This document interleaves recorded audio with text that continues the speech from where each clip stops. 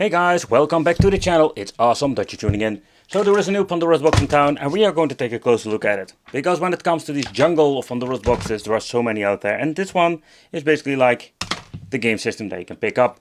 But which version are we going to take a close look at today? Today we're going to take a close look at the Pandora CX. This is the 16GB edition. I recently picked it up. I just wanted to see what is out there. The Pandora CX, for the people who already know, like there is an original out there, but this is the fake one.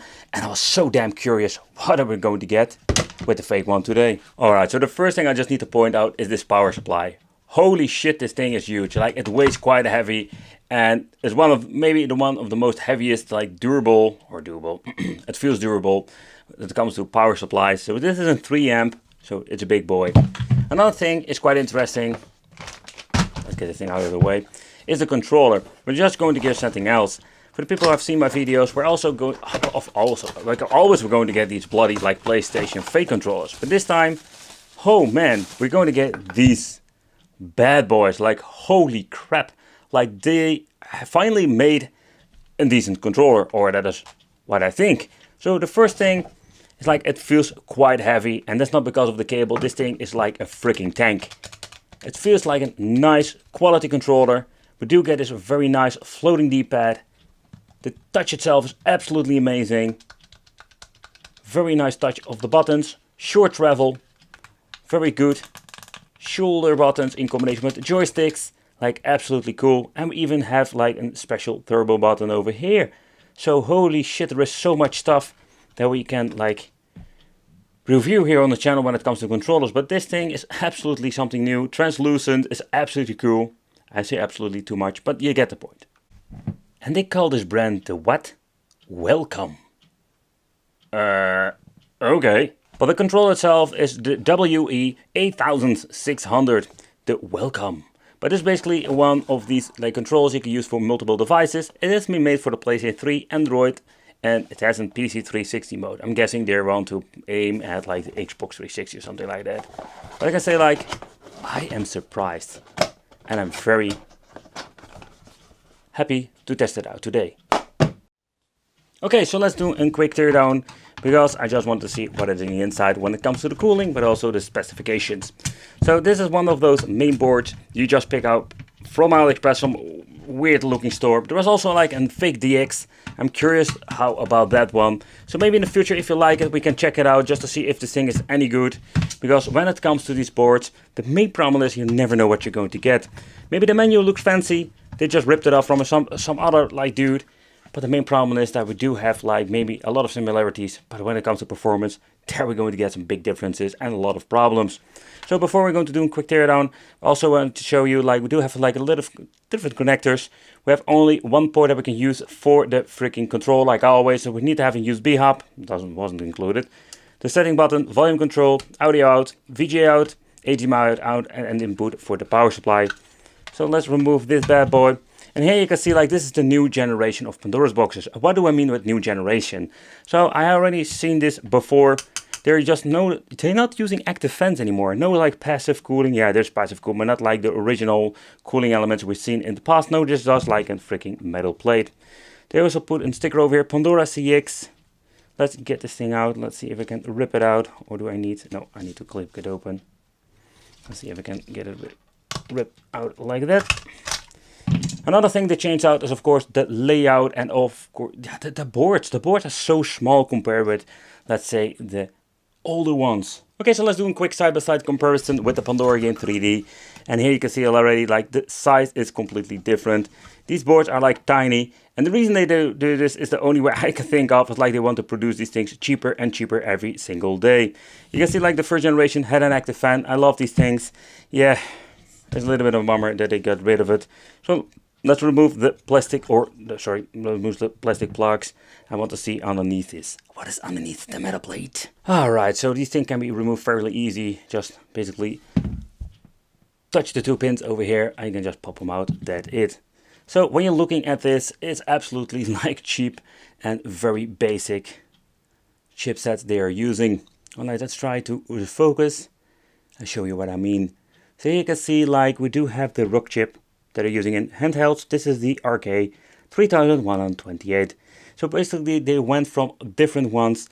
I guess they remember they have like the H3L winner, like these really cheap models. They didn't using them, or most of the manufacturers that use it. They went from that to the rock chip. It's not like a very big step up. It's not like, whoo, we're going to get amazing performance now. But yeah, it's always a little bit better. So this thing has been made in 2021. But yeah, despite it, there's nothing much to see. Despite like some RAM chips and stuff like that. Alright, let's boot it up and let's see what we're going to get with the menu. Okay guys, so this is the all-famous Pandora Saga CX. But what are we going to get? So basically it's the same stuff that we have seen before. And what do I mean with the same stuff? So the menu is basically a rip-off from the Pandora's box number 6. So this is just a mix with MAME, some PlayStation 1, and when you're looking closely you will see maybe some 8-bit and lost 16-bit games.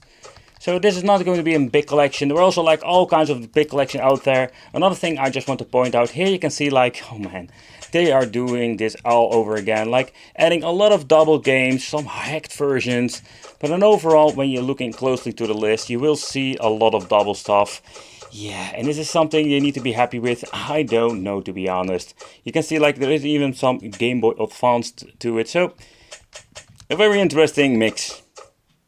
So what is normally the most interesting part? In my opinion, it's just the configuration settings or the menu. The reason why, because here we can maybe find some new things. So let's take a close look at the game settings. And here we can basically mess around with the game settings if you want to. So here you can like see what you want to change out, like difficulty, lives and such kind of things. But when you're looking at the system configuration, unfortunately there was no like changes. They made it like absolutely a copy of the original one. We do have quality optimization, something I really hate. We do have like the scan line. I must say like quality optimization, hate it. Let's put it this way, I don't really like it, but it's more like a personal thing. And over here we can see the gamepad settings. Okay, so that's it. But okay, so when it comes to the menu and all the stuff, nothing happens over here. And I mean like nothing happens. We have seen a lot of Pandora's boxes, but there are no new things. Okay, so let's take a close look at some games and let's see how the performance is of this box. Okay, the weird thing with this controller is that my start has been moved from over here to the right trigger button. Okay, that's kind of weird. Okay, nevertheless, let's see how this thing actually plays. Yeah, so that is not a good thing. Oh boy, let's reset the controller. Okay, so that seems to be doing the trick. There's a weird click in the D-pad. But let's see what we're going to get with the gameplay, because I'm really curious if this thing even plays some PlayStation 1, because some of these boxes do have issues with it. Alright, so Y button doesn't do anything, so the controls are absolutely messed up here. Okay, you can see here's the quick load, quick save, so they did have fixed that issue.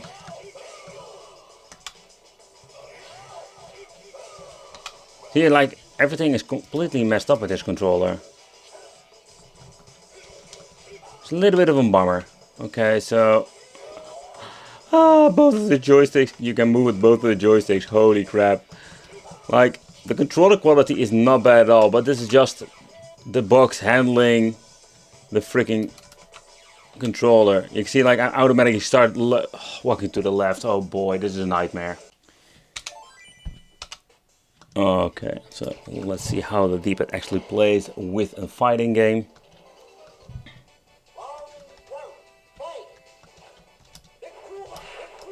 The D-pad's absolutely freaking amazing. So they actually did give us a good controller, but I think the problem is not with the controller itself. I think it's just a problem that the Android the freaking Pandora's box has some issues with this controller combination.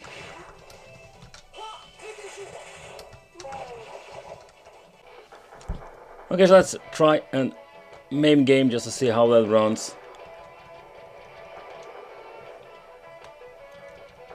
Alligator Hunt, if I'm saying it correctly, that was the title of this game. Really cool shoot 'em up. Or shoot 'em up, I mean shooter. A really fun game to play. But runs just fine. Another option they ripped off from the DX is of course the category mode. Here we can scroll through the categories and also have the option to play the recent games and the search result. So let's take a close look with this. Let's see if we can even like try to find the games that I wanted to try out. Press OK. And that boot up some Mortal Kombat 1. And I will think this will have like a very long loading time like most boxes. Yeah. Alright, great. So far so good.